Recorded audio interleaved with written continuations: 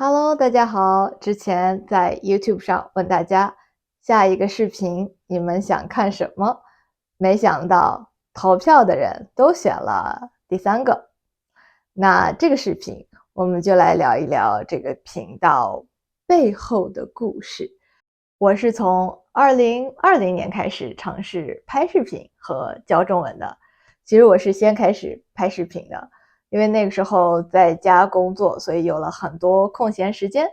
那我就尝试拍了2-3个视频，发到了中国版的 YouTube， 叫哔哩哔哩这个平台上。这个呢其实是教中国学生怎么学英语的视频。因为那个时候我是英语老师嘛，主要帮中国一些想要留学的高中生去准备可能去英国和去美国的一些英文考试。我通过这几个视频掌握了一点点，真的只有一点点最基础的剪辑的一些方法。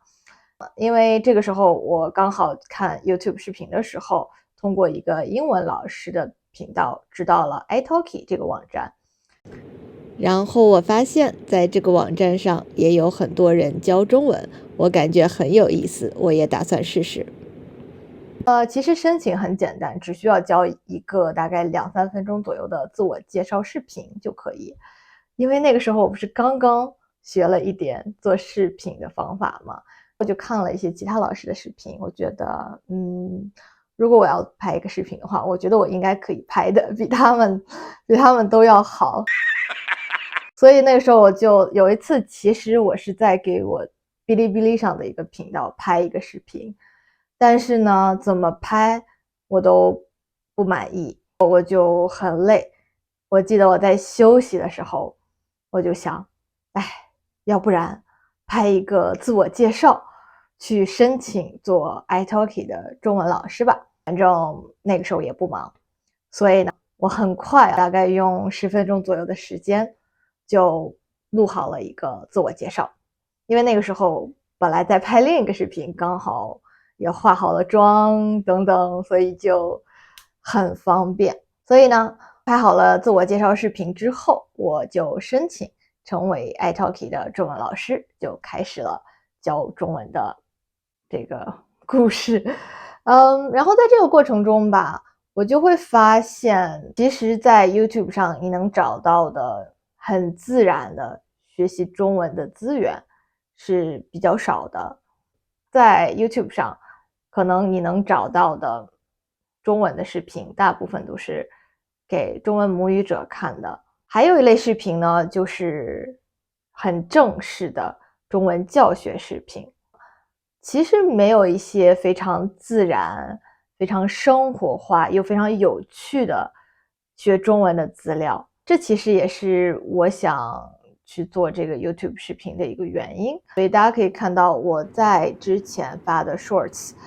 这个部分都是通过电视剧来教中文嘛，因为这个其实是最开始我对英语感兴趣的原因，就是有一个老师他是用一个很有名的英文电视剧叫《老友记》，我就是学了这个课程，我开始对英文感兴趣的，我就非常喜欢通过电视剧来学习语言。如果你想通过电视剧学语言，对于初学者和中级左右的同学来说，很难通过自己办到，因为电视剧对他们来说还是很难的。所以这个时候我觉得是需要老师去引导一下，比如说从电视剧中选一个很有意思的片段，去教发音、语法、词汇等等。如果大家看我最一开始的这个 Shorts 这个短视频，其实选的都是非常非常简单的内容，应该就是 HSK1 最开始怎么说对不起，怎么说谢谢等等，就很简单。所以这个其实也是希望可以给更多刚开始学中文的同学一点信心，就是说哪怕是你只会几个词，但是呢，你也可以在电视剧上听懂这些词。同时呢，对于比如说中文已经是中高级左右的同学，我可以教他们一些更自然的表达，比如说一些可能英语中经常用但是呢，可能突然你还不知道，或者是你不知道自己不知道中文应该怎么说。 Crazy in Chinese. 你疯了吗？杀了他！杀了他！你疯了吗？你疯了吗？ Common Chinese words with no English equivalent. 辛苦了.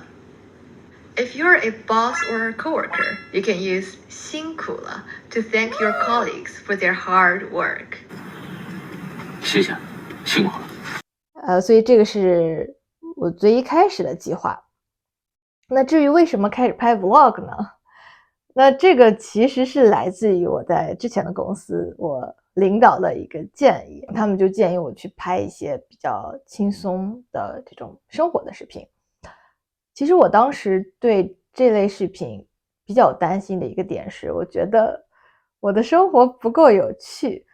然后我觉得我的生活是非常普通的，